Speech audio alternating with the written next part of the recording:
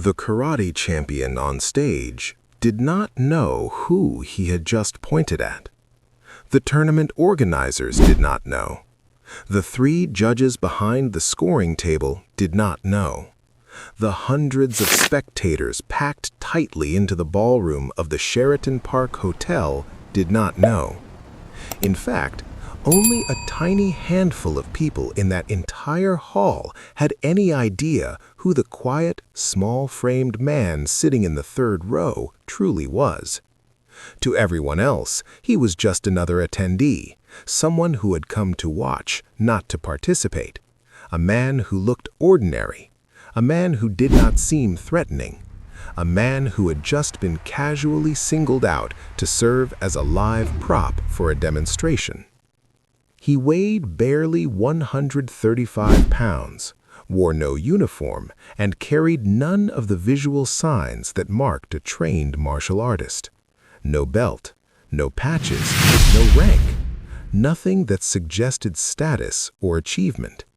And yet, within the next several minutes, the most dominant point-fighting champion in American karate would experience a humiliation so profound that it would permanently reshape how he understood combat. His perfect reputation, built across more than a decade of undefeated competition, would be shaken not by another champion, but by a stranger he had dismissed in a single glance. The date was March 14, 1964. The setting was Washington, D.C. on a Saturday evening. The grand ballroom had been converted into a martial arts arena.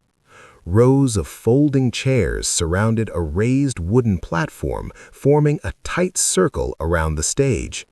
Bright neon lighting hung overhead, casting a sharp glow across polished floors that still smelled faintly of wax, sweat, and stale coffee. The air carried a restless energy that comes only after a long day of competition. The tournament had begun early that morning, and participants had endured more than 12 exhausting hours of matches. This was the National Karate Championship. Not the absolute largest event in the country, but close enough that nearly every serious figure in East Coast martial arts had gathered there. Competitors represented numerous styles: Shotokan, Goju Ryu, Kenpo, Ueda Ryu, and others. Teachers, referees, families, and students filled the seats. Roughly 300 people watched the stage, their attention fixed on the final attraction of the night. That attraction was the demonstration of the tournament's honored guest, Victor Moore. In 1964, anyone involved in American karate recognized his name immediately. He was not simply successful, he was legendary. His record was almost unbelievable. 33 consecutive tournament victories. Not matches, entire tournaments. Over 11 years, he had never lost. His dominance came from one signature weapon, a right leg sidekick that had become famous for its speed. He could launch it from a neutral stance without visible preparation. No shift of weight, no warning movement. One instant he stood still, the next instant his foot was fully extended into an opponent's chest. Officials had timed the motion at less than 0.3 of a second. Fighters often said they never saw it coming, they only felt the impact and realized afterward that they were already on the ground. Moore was physically imposing. Tall, broad-shouldered, with extremely long reach. His size advantage alone made him difficult to approach. Combined with his speed, he seemed nearly untouchable within tournament rules.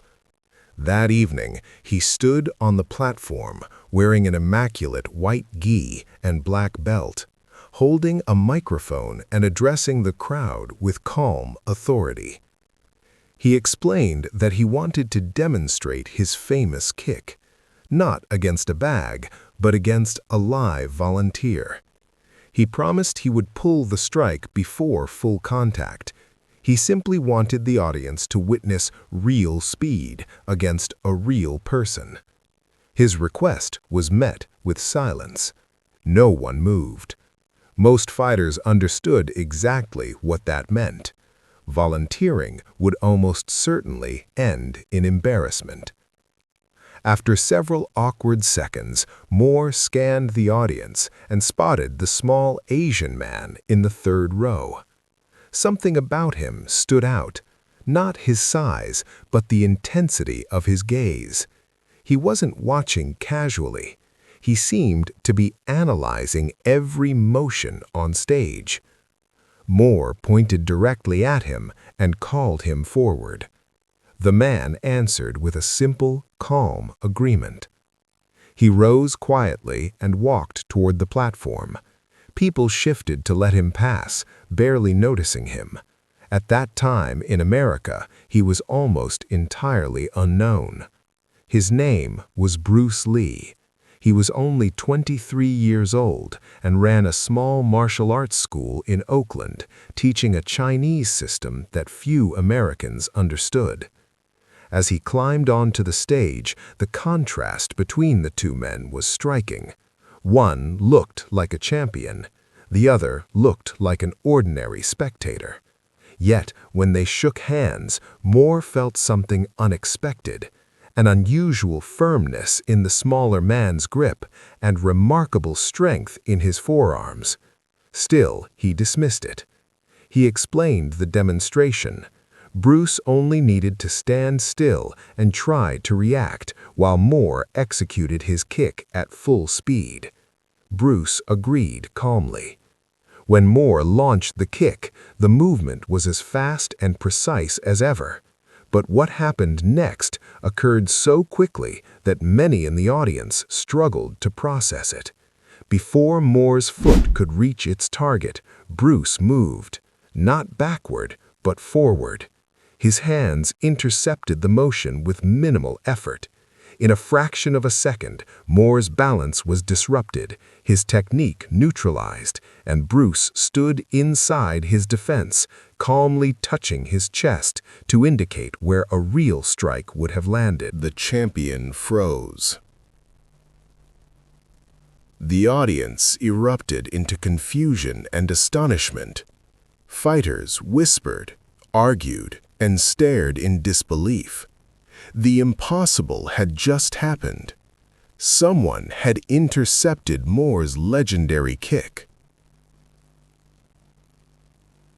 At this moment, Ed Parker, seated in the front row, stepped forward and took control of the situation.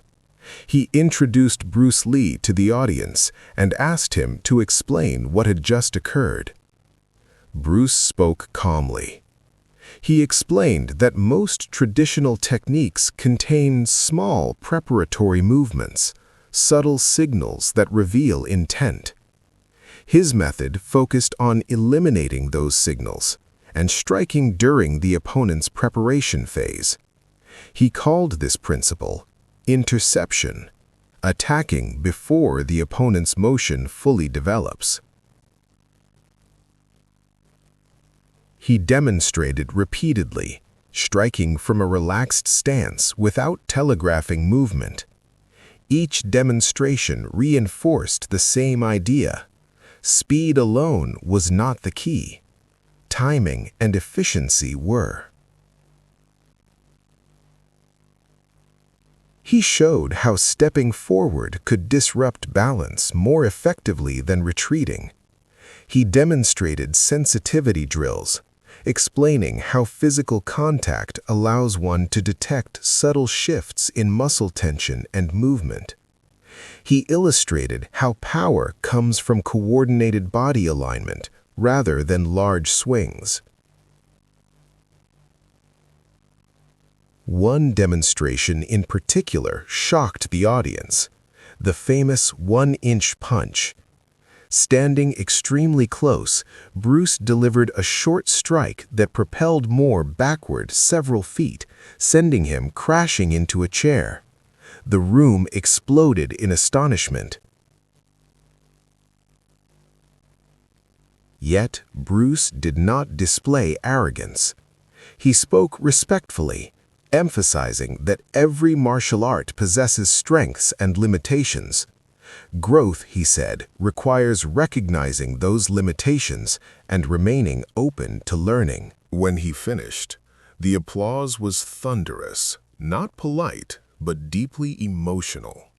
Many spectators felt their assumptions about combat had just been fundamentally challenged.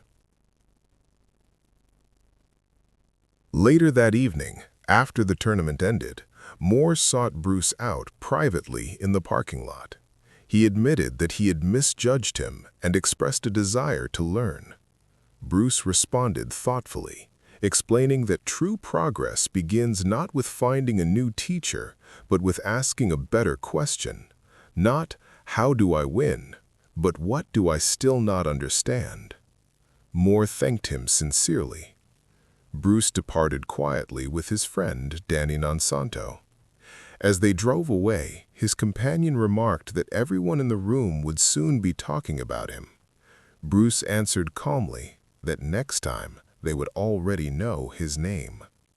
That night became one of the most frequently discussed moments in martial arts history, not because of a fight, but because of a shift in understanding.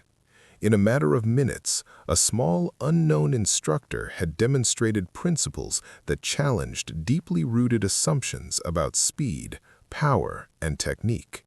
And from that night forward, the world would gradually come to recognize who that quiet man in the third row truly was.